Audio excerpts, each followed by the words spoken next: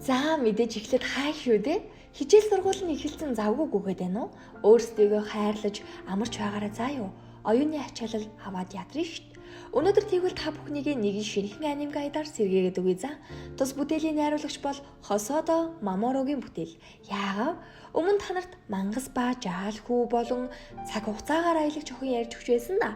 Тэрхүү анимуудыг найруулан бичсэн зохиолчийн 2021 онд нээлттэй хийсэн Bell буюу Loba Сэвхтэй гүнж нэрт сонирхолтой зүрх сэтгэлийн утсыг минь хүндсэн анимыг бэлтлээ. Тухлан сууж таалан сойрхно. Анимын гол үйл явдал нь юу гэх сошиал ертөнцид гардаг учраас эхлээд энэ ертөнцийг жаахан тайлбарлая за. За одоо манайхаар жаахан дөхөн болох нь TikTok юм да. Гэхдээ өөрөлдөө юу гэх ертөнц бол виртуал 5 тэрбум бүртгэлтэй хэрэглэгчтэй бөгөөд өдөр бүр л нэмэгцээр байгаа. Интернетийн хамгийн том нийгэмлэг гэж хэлж болно. Тухайн ертөнцид шинэхэн аккаунт нээж ороод хүссэн зүйлийг хийх боломжтой. Хамгийн гоё нь өөрийнх нь аватарыг бий болгодог өөрийгөө хэн гэдгээ илчлэхгүйгээр хүсснээ хийн юм бол Сүзү гэх охин үүнийг мэддэг ч гэсэн тэр ертөнцид ортгүй байсан. Угаасаа нилээн дуу цөвтэй тайван авраадаг хүн л анхнаасаа ч юм байгаагүй. Бага балчир насандаа аав ээжтэйгээ амар сайхан жаргаж байхад нэгэн өдөр гол маш ихээр үерлэж голын цанд жаахан охин ганцаараа байсан учраас Сүзүг ээж нь орхиод тэр охиныг аврахаар явдیں۔ Сүзү ээжигээ битгий яваач гэж ятгсан хэдий ч түүнд туслах ёстой гэж хэлээд дахин эргэж ирээгүй. Харин түүнээс хойш яагаад бүхэл бүтэн охин нь байхад намайг хаяад орхиод явцсан бол гэж боддог болсон. Түүнээс хойш л ийм их бодол дарагдсан хүн болсон гэхүү дээ. Сүзү дуулах, дуу хөгжмөд үнэхээр хайртайж юу гэх ертөнцид орж өөрийгөө таниулахгүйгээр дуу хоолойгоо хүргэхийг ч хүсдэг. Нэг өдөр зориглосоор юу ертөнцид шинэ аккаунт нээж эхэллээ. Гэхдээ тэр програм маань ангийнхан Лука гэд хөөрхөн охинтой адилхан дүр бүтээдэг. Ер нь бол Лукагаас ч хөөрхөн. Гэхдээ энэ нь зөвхөн гадаад төрх биш, дотоод гоо үзэсгэлэнг нь гил гаргасан болов гэж бодсон миний хувьд. Орсон даруйдаа дуулаад л тухайн ертөнцид байсан хэрэглэгчид гайхаж, дургүйцээр ер нь бол хүн болгон таалагдах албагүй шүү дээ, тий? Харин маргааш нь юу болсон гэж Сүзүгийн юу дэх ертөнц дэх нэр нь Беллийн дагагчид хормын төдийд хэдэн 100 мянгаар нэмэгцээр тэрээр юу ертөнцийн од ани болцсон. Түүнтэй өрсөлдөж түүнд атаархдаг, үзий яддаг, дэмждэг, хайрладаг, урам өгдөг маш олон хэрэглэгчид гарч ирсэн гэд оддоо админ нь ч гэсэн анх пэйжээ нээж явахад яг л тийм байж тээ. Энэ бүхнээс айж сандарч маш ихээр балмагсан Сүзү маань хамгийн сайн найз Хирока дээрээ очиод хэлвэ. Аргагүй л хинээч баг анхааралд байдгүй даруухан охин гинтэл дэлхийд даяар таньдаг болчих гэж. Харин энэ дуу хоолой Унгайс бүхнийг Хирока гэх найзтайгаа хамтарч үтээж байгаа. Хирока маань баг программист цаашаа өрөө мөрөнд гоё. Юу ертөнцийн өнгө зохицол гэрэл үнэхээр гайхалтай санагдсан. Найруулагч сошиал ертөнцийг үнэхээр гаргуу цайн гаргаж өгсөн гэж бодсон шүү. За тэгээд Сүзү маань энгийн хүний ертөнцтэй бол байдгал энгийн хэвийн даруухан охин хിവэрэ Шинобу гэд нэг найзтай бас тэр нь бүр хар багын ланд найзууд бас хургаа одоод за тэр ч яхав. Манай Бэл бол энэ ертөнцтэй тэнгэрийн амьтан штэ. Бэлийн тоглолт болох гээд үзэгчд бүр маш ихээр тэсийн ядан хүлээж байхад гинэт луу гараад ирлээ. Хүмүүс сандралтаа тэнд байдаг хамгаалагч Жастин луутай үзэж тарж байна. Гэхдээ лууг дэлгэхийн ч байсангүй. Улаан нөмөрсөн мангас шиг царайтай ширүүн харцтай түүний дотор юу нухтаж байгаа бол? Яагаад энэ ертөнцид ороод ирсэн бол? Энэ ертөнцөөс яг юу өгсөн хүлээсэн бол? Тэнд байгаа бүх хэрэглэгчид түүнийг үзэж чаддаг. Харин тэр яг ямар зоригтой вэ? Үүнээс болж Бэлийн тоглолт цуцлагдлаа. Гэхдээ тоглолт цуцлагдах түүнд огт харамсалтай санагдсангүй. Харин луу түүний хувьд үнэхээр хачирхалтай түүний талаар олж мэдмээр санагдаж Хирокатай хамт луу байж болцошгүй хэрэглэгчдийг эхнээс нь судалж үзээр л байлаа. Бүр лууг хүмүүс яг юу гэж боддог талаар хүртэл судалж үзлээ. Гэвч одоогоор амжилт олсонгүй. Тэрээр юу ертөнцид байх хэрэглэгчээр туслуулан луугийн байрлах гэрээг заалгаад очиход тэр түүнийг ирсэнд дургүйцэн яах гэж ирсэн. Чамд ямар ч хамаагүй л гэхээс өөр юу ч хэлсэнгүй л. Харин Бэл чи яг хин бэ? Чиний үнэн төрөгчин хин юм гэж шалгаасаар.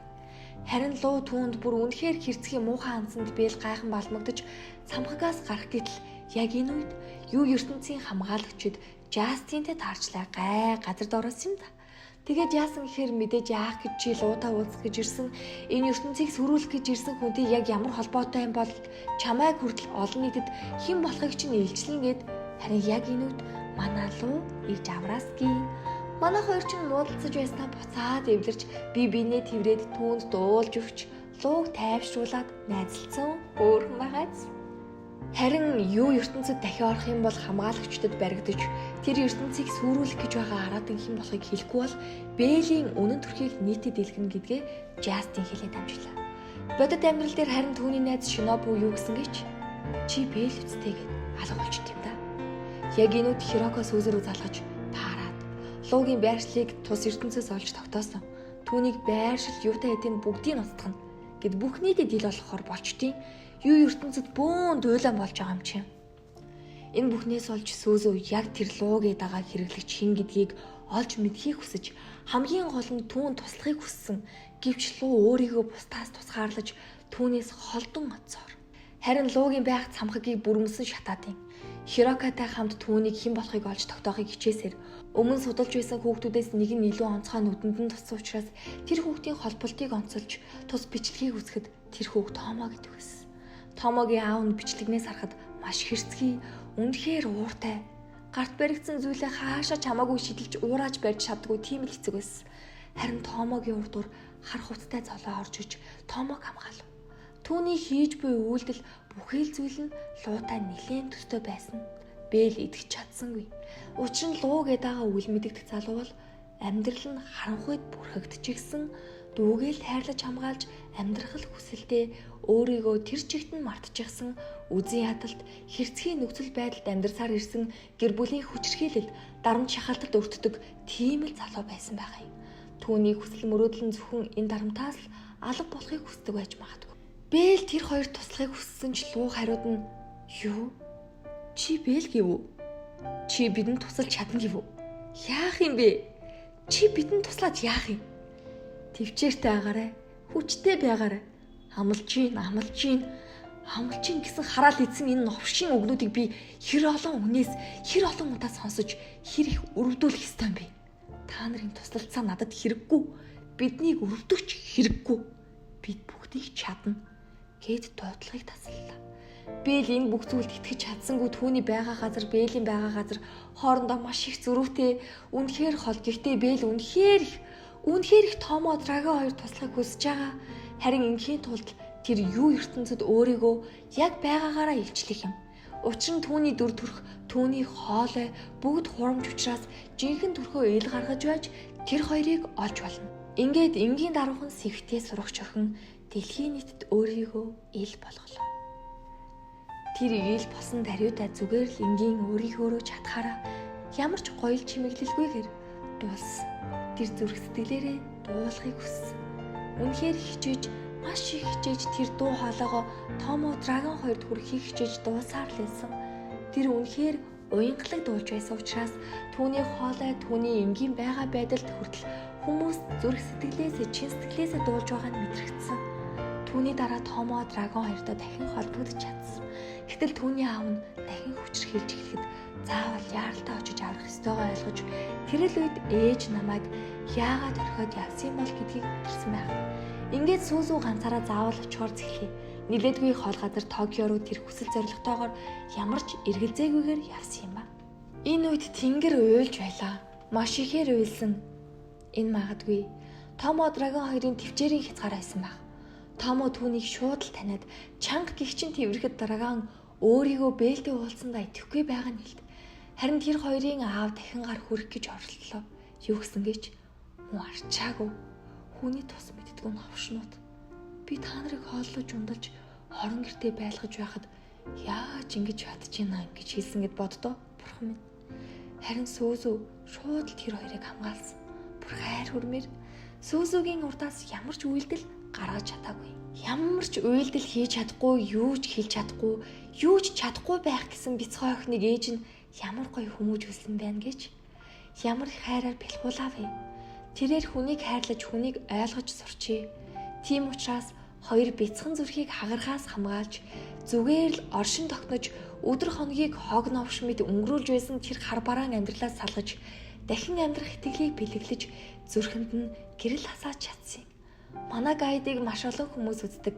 бага насны хүүхдээс эхлээд зарим аав ээжүүд хүүхдүүдтэйгээ хамт зэрэгцэж суугаад үздэг. Тийм болохоор үүнийг хэлмээр санагдсан. Хүн гэдэг бол сэтгэлийн амтан. Үг үйлдэл гэдэг үнэхээр хүчтэй зүйлс.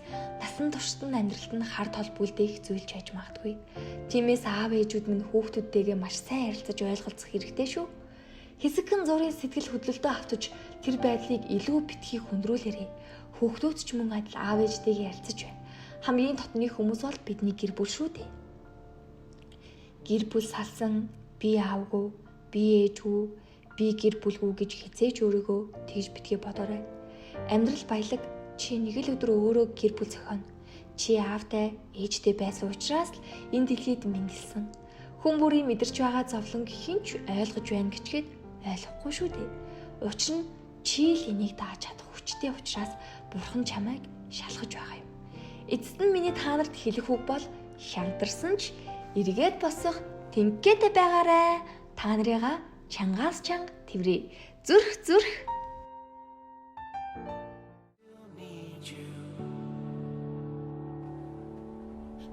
Let me take your hand.